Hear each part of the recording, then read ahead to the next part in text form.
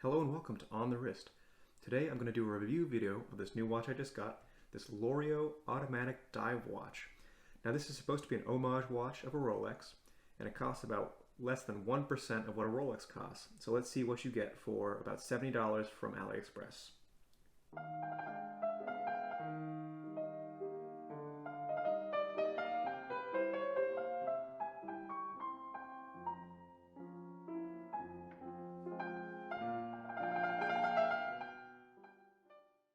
Before we get started, let's do a customary wristwatch check. Today I'm wearing my Casio GA2100, and this is a watch that I recently released a video where you can get the digital camo bracelet on it. So there's a link to the review of the watch itself as well as how to get this digital camo mod. Really great watch, highly recommend checking out if you ever get a chance.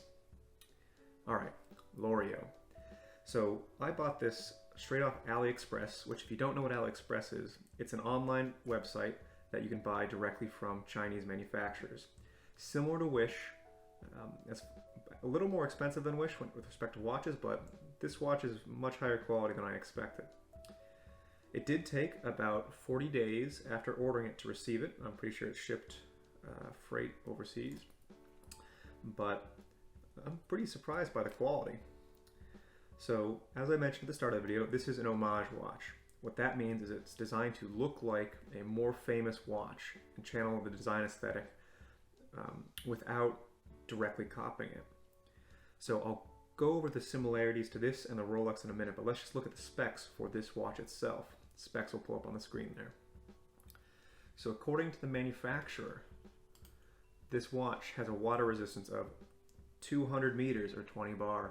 The case thickness is 12 millimeters thick. The diameter is 40. It's stainless steel, self-winding, and it has a sapphire crystal here, as well as a sapphire crystal exhibition back. With 200 meters of water resistance, automatic movement for less than $70. It also, if you notice there on the dial, is a superlative chronometer, officially certified.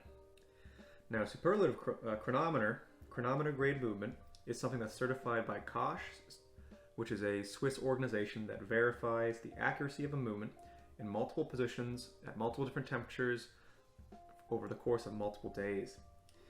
I have a Koch certified watch, and when you buy one, you typically get a sheet that tells you all the points that were inspected and the spec of the watch to prove that it is Koch certified. A superlative chronometer is Rolex's specific stamp of approval. So a superlative chronometer was created by Rolex, which is more stringent than a regular chronometer grade. Rolex superlative chronometers go through the regular Koch series of tests, which is, I think, ends up being +5, -5 seconds per day.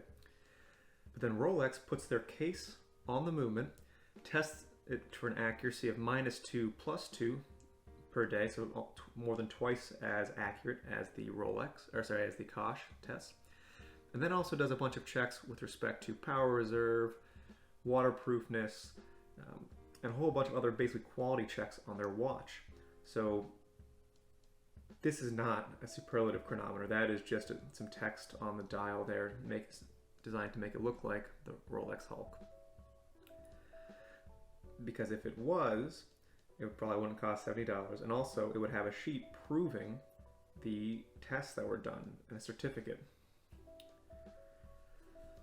So this watch makes a lot of bold claims, from the sapphire crystal on the front and back, 200 meters of water resistance, just straight up lies about the superlative chronometer. But it's a pretty cool watch. I gotta say, I was really happy when I got it. The bracelet feels like solid steel. You know, it doesn't feel like they skimped. Visually, I really like it. I think the green is a cool color.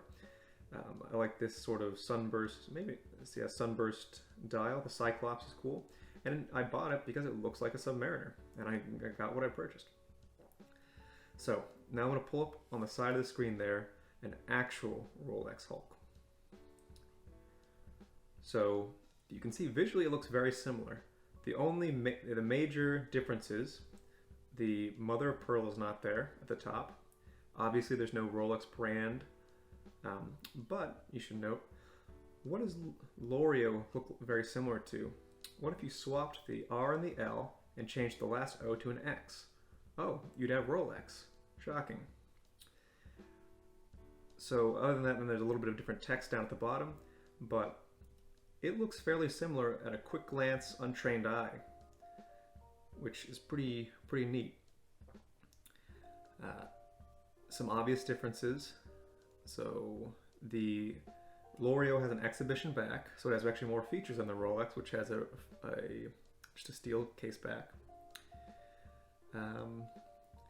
And a lot of visual details. So for example, the bracelet, this has some mirror polish links and some brush links. The case here is brushed but in a strange direction. The Rolex has different finishing all around. Rolex is a much higher quality watch. They both have this protected crown, screw down crown for water resistance. The Rolex is definitely a much higher quality watch, but at a quick look, this is pretty close second. Well, I want to say close. This is pretty good value for $70 compared to a Rolex. So let's get a couple shots of this on the wrist. All right, so here we have it on the wrist. 40 millimeters in diameter is a really good size on me because I have a 7¼ inch wrist. Oh, but real quick, let's check what time it is. It looks like it's time to like and subscribe. I make these videos because I enjoy doing it, but I would love to see if you guys like them as well. So a subscription or a like really helps motivate me to make more videos. So I would really appreciate if you did, and leave a comment below. Let's get back to the review. So, like I said, this fits quite nicely on my wrist. The 40 millimeters is perfect. It has a low profile with 12 millimeters of height, and the bracelet's pretty comfortable. I might have to resize it again because it might be a little tight, but it does have a couple micro adjustment points. Comes with the safety clasp as well, similar to my Seiko bracelet. That's another difference. Rolex's clasp is very different. But that green is really striking. That green is really an eye catcher, and the overall design aesthetic, very clean. I mean, they're obviously copying Rolex, who are the kings of design, but very comfortable to wear, and for 70 bucks, I'm really happy. Let's take a look with some outside light. Looks pretty sharp.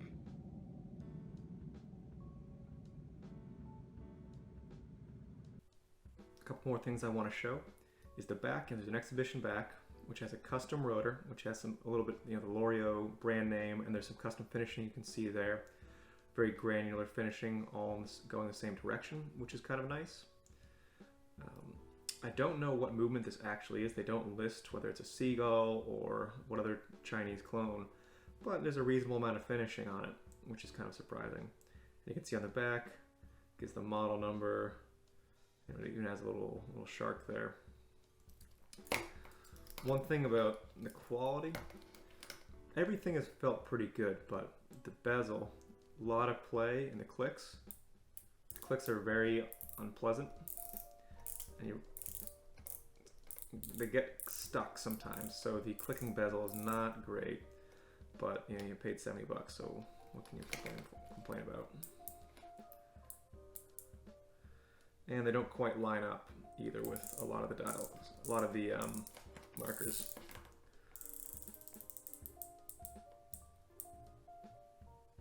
And one more. There we go.